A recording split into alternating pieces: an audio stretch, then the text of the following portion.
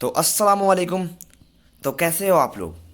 उम्मीद करता हूँ आप लोग अच्छे होंगे और खैरियत से होंगे और मज़े से पढ़ रहे होंगे। तो आज का जो है हमारा सेशन वो है क्लास ट्वेल्थ का।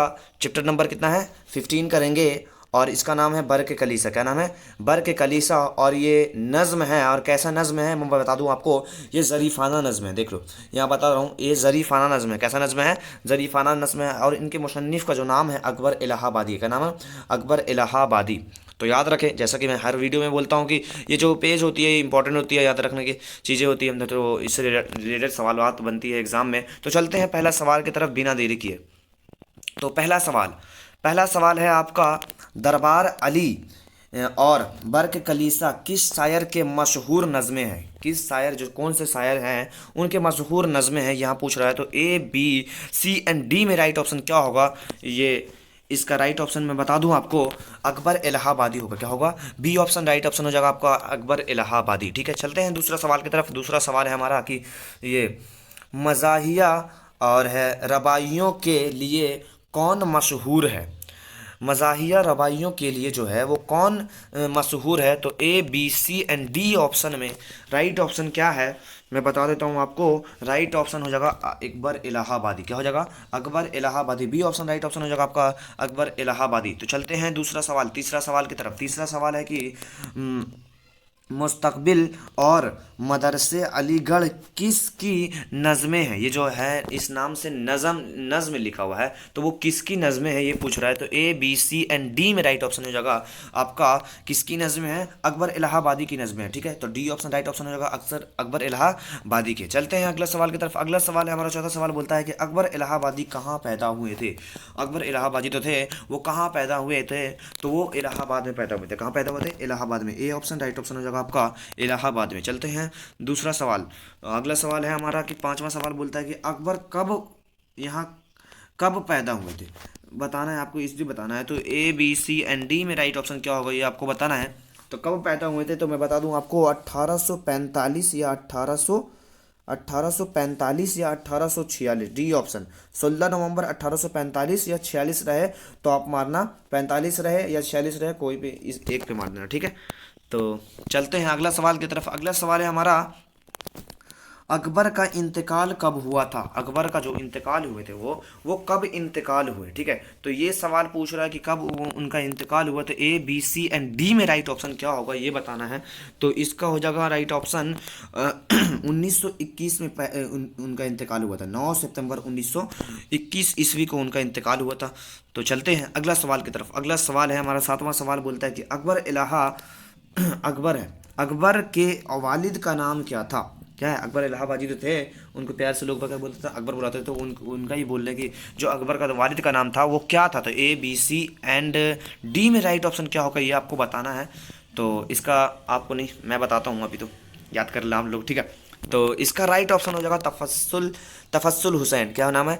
उनका नाम था Tafassul Hussain. C option right option हो जाएगा आपका। चलते हैं अगला सवाल की तरफ। अगला सवाल है हमारा, अकबर की कितनी शादियां हुई थी? अकबर जो थे वो कितनी शादियां किए थे? तो एक, दो, तीन या सी या डी ऑप्शन क्या है इसमें? राइट ऑप्शन आपको बताना है। तो ये इसका राइट ऑप्शन हो जाएगा दो। दो शादियां की थी उन्होंने। सी ऑप्शन राइट ऑप्शन हो जाएगा आपका। सी ऑप्शन राइट ऑप्शन हो जाएगा, दो शादियां की थी। ठीक है, चलते हैं अगला सवाल की तरफ। अगला सवाल नौवां सवाल बोलता है कि इनमें से किन को अंग्रेजी लफ्ज़ इस्तेमाल करने का बहुत शौक था? उनको बहुत शौक था। तो A B C and D में राइट ऑप्शन हो जाएगा आपका सी ऑप्शन, अकबर को बहुत शौक था अंग्रेजी लफ्ज़ इस्तेमाल करने का। ठीक है, चलते हैं अगले सवाल की तरफ। अगला सवाल है कि इनमें से खां बहादुर का खिताब 1898 में किसको मिला था? खां बहादुर तो खिताब तो था 1898 में किसको मिला था? तो ये पूछ रहा है सवाल में। तो वो बता दूं आपको, A B C and D में राइट ऑप्शन हो जाएगा आपका, क्या हो जाएगा?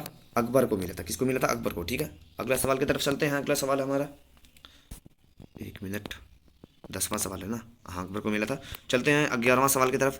11वां सवाल है कि किस शायर ने कहा था हमारी बातें ही बातें सैयद काम करता है? ये बातें जो थी वो बोलते थे कि हमारी बातें ही बातें हैं और सैयद जो है वो काम करते हैं। तो किसने कहा था ये बताना है। तो A B C and D में राइट ऑप्शन हो जाएगा अकबर ने।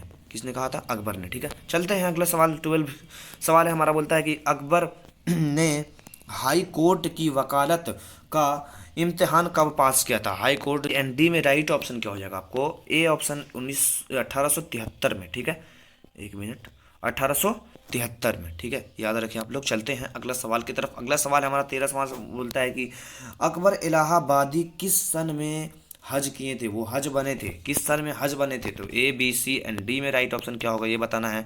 तो मैं बता दूं आपको 1893 में। 1893 कहाँ है? डी ऑप्शन राइट ऑप्शन हो जाएगा आपका। 1893 में कब हुए थे?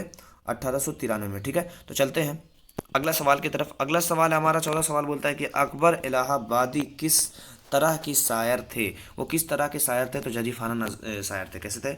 जरीफाना, ए ऑप्शन राइट ऑप्शन हो जाएगा आपका, जरीफाना नज्म था, ठीक है। अगला सवाल की तरफ चलते हैं। 15 सवाल बोलता है बर्क कलीसा कैसी नज्म है? वर्ग कलीसा जो है वो कैसी नज्म है? तो ये बताना है आपको। A B C and D option में राइट ऑप्शन क्या होगा ये बताना है। तो वर्ग कलीसा जो था वो जरीफाना नज्म था। कैसा था? जरीफाना, ठीक है, जरीफाना, बी ऑप्शन राइट ऑप्शन हो जाएगा आपका। चलते हैं अगले सवाल की तरफ। 16 सवाल क्या बोल रहा है? 16 सवाल बोलता है कि अकबर इलाहाबादी किस ओहदे से रिटायर हुए थे? किस ओहदे से रिटायर हुए थे वो ये बताना है आपको। तो A B C and D में राइट ऑप्शन क्या होगा ये बताना है आपको। इसका राइट ऑप्शन डी ऑप्शन आपका हो जाएगा मुंसिफ के ओहदे से। डी ऑप्शन राइट ऑप्शन हो जाएगा मुंसिफ के ओहदे से, ठीक है। तो चलते हैं अगले सवाल की तरफ। 17वां सवाल बोलता है कि अकबर इलाहाबादी को खां बहादुर का खिताब कब से खां बहादुर का खिताब जो था वो कब नवाजा गया था? खां बहादुर का जो किताब था वो कब नवाजा गया था ये पूछ रहा है इस सवाल में। 1898 रखा हूँ पीछे। अगर ध्यान से देख रहे हो तो आपको मालूम होगा कि मैंने ये सवाल का सवाल में ही जवाब था। कितना था ये आपको बताना है, ठीक है। ये आप कमेंट करके बताएंगे कि वो खां गालिब का जो ये अकबर का जो गालिब अवार्ड जो मिला था तो वो कब मिला था ये पीछे बताया हूँ, क्वेश्चन में ही है, वो आपको बताना है। ये वाला क्वेश्चन आप बताएंगे, ठीक है। तो चलते हैं अगला सवाल की तरफ। अगला सवाल है कि हमारा कि अकबर इलाहाबादी किस तरह के शायर शुमार हुए थे? किस तरह के शायर शुमार हुए थे? तो वो किस तरह के शायर थे? तो वो नुमाइंदगा नज़्म को लेकर शायर ये हो जाए, ठीक है, नुमाइंदगा, ठीक है। तो यहीं पे हमारा लास्ट सवाल ख़त्म होता है। तो आप अगर आपको अच्छी हमारी वीडियो लगती है तो लाइक शेयर तो बनता है, और दोस्तों को ज़रूर भेजें। जितने भी क्लास 12th में पढ़ते हैं उसको ज़रूर भेजें, और लाइक करें एंड सब्सक्राइब करें, और याद करना ना भूलें जो एग्ज़ाम में आएगा ना। एक मिनट, याद करना ना भूलें, ठीक है। बहुत से आलसी होते हैं, देखते हैं वीडियो खाली देख लिया बस हो गया, याद बात तो करते हैं नहीं, है ना। बहुत से ऐसे बच्चे होते हैं, तो वो भाई हंसो मत, ठीक है, वो याद कर लो यार तुम, ठीक है। एग्ज़ाम में मैं आऊँगा नहीं, ये सवालात आएंगे, ठीक है। क्या आएगा? सवालात आएगा, तो याद कर ले। तो और वीडियो को लाइक करें और चैनल को सब्सक्राइब करना ना भूले। तो थैंक यू।